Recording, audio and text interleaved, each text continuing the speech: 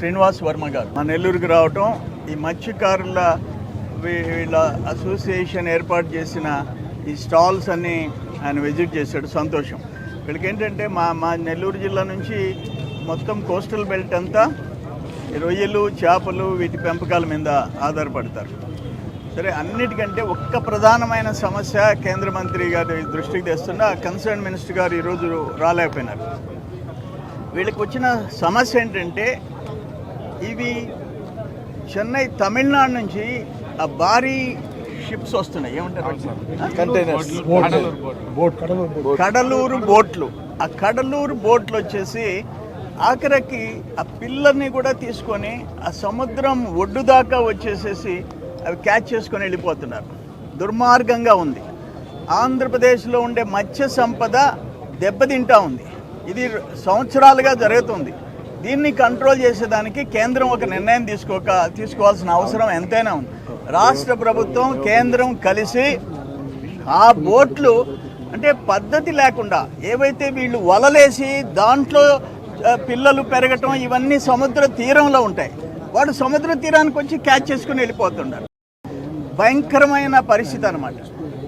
అది వాళ్ళు ఏదో హై లెవెల్లో ఉంటుంది, వీళ్ళు చిన్న బోట్లలో చేపలు పట్టుకుంటారు. అందుకని మొత్తం డెస్ట్రాయ్ చేసి వెళ్ళిపోతున్నారు, నాశనం చేసి వెళ్ళిపోతున్నారు. వాటిని కంట్రోల్ చేయాలి. వాళ్ళు కూడా మన దేశస్తులు, మన మిత్రులు. వాళ్ళని మేము ద్వేషించడంలా, కానీ ఒక సంపదని కొల్లగొట్టడము, వాటిని ధ్వంసం చేయటం ఇది మంచిది కాదు. దీన్ని అరికట్టాల్సిన బాధ్యత ఉంది. ఈ కన్సర్న్ కేంద్ర మంత్రి వర్యుల దగ్గరికి తీసుకెళ్ళి రాష్ట్ర ప్రభుత్వం, కేంద్ర ప్రభుత్వం కలిసి అదొక్కటి అరికట్టి మా వాళ్ళ సంపదను కాపాడాలని చెప్పేసి కోరుకుంటున్నాం. ఈ రోజున ఎన్ఎఫ్డిసి ఆధ్వర్యంలో పెద్ద ఎత్తున ఫిష్ ఫుడ్ ఫెస్టివల్ని ఇక్కడ నిర్వహించడం జరుగుతూ ఉంది. చేపల రొయ్యల ఉత్పత్తుల్ని మనం ఎన్ని రకాలుగా ఏ విధంగా ఉపయోగించుకోవచ్చు,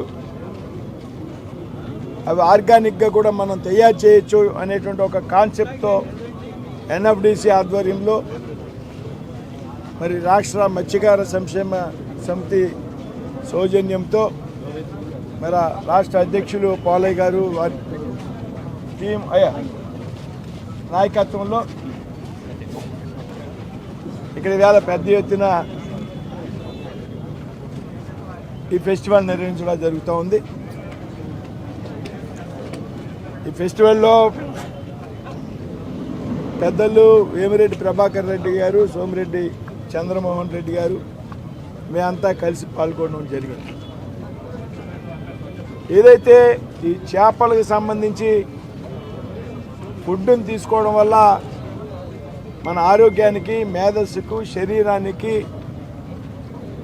అనేక రోగాలను నివారించవచ్చు చేపని తీసుకోవడం ద్వారా అనేటువంటి విషయాన్ని ప్రమోట్ చేయడం కోసం ఇవాళ అనేక రోగాలకు డాక్టర్ల దగ్గరికి వెళ్తే చేపని తినండి అని చెప్పే పరిస్థితి వైద్యులు సూచిస్తూ ఉంటారు. అనేక మెడిసిన్స్లో చేపను వాడుతూ ఉంటారు. అనేక రోగాలకి నివారించేటువంటి శక్తి చేపకున్నది. జ్ఞాపక శక్తి పెంపొందించేటువంటి అవకాశం ఉంది. ప్రమాదకరమైనటువంటి వ్యాధులైనటువంటి అల్జీమర్స్, పార్కిన్సన్స్ వంటి వ్యాధుల్ని నివారించేటువంటి అవకాశం ఉంది.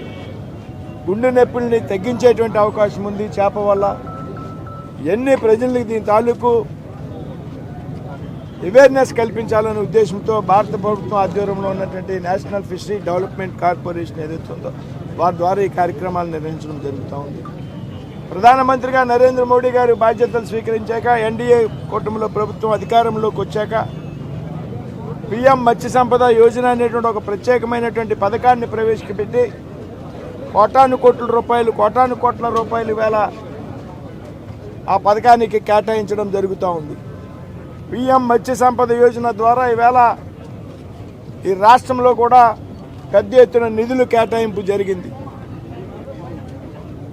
అంతేకాదు ఈ మత్స్యకారుల కోసం కూడా అనేక పథకాలు, ఏదైతే ప్రధానమంత్రి విశ్వకర్మ యోజన ఉన్నదో ఆ విశ్వకర్మ యోజనలో ఈ చేపల ఉత్పత్తికి వలలు తయారు చేసేటువంటి వ్యక్తులను కూడా చేర్చి 18 కులాల్లో వారిని కూడా చేర్చడం జరిగింది. కాబట్టి ఈ రకంగా ప్రజలను అవేర్నెస్ తీసుకురావడానికి ఈ విధమైన కార్యక్రమం ఏర్పాటు చేయడం జరిగింది. అదేవిధంగా ఇక్కడ సమీపంలో ఉన్నటువంటి జోగా ఏర్పాటు చేయడం జరిగింది. దానికి పెద్దలు శాసనసభ్యులు సోమిరెడ్డి చంద్రమోహన్ రెడ్డి గారు చెప్పిన విధంగా ఏదైతే కడలూరు నుంచి వచ్చి చిన్న బోట్లలో మరి ఇక్కడ ఏదైతే వేటాడేటువంటి పరిస్థితి ఉన్నదో దానివల్ల అనేక నష్టాలు జరుగుతూ ఉన్నాయి. కాబట్టి ఈ సంబంధిత విషయాన్ని మరి ఇవాళ కురియన్ గారు రావాల్సి ఉంది, ఆయన రాలేకపోయారు.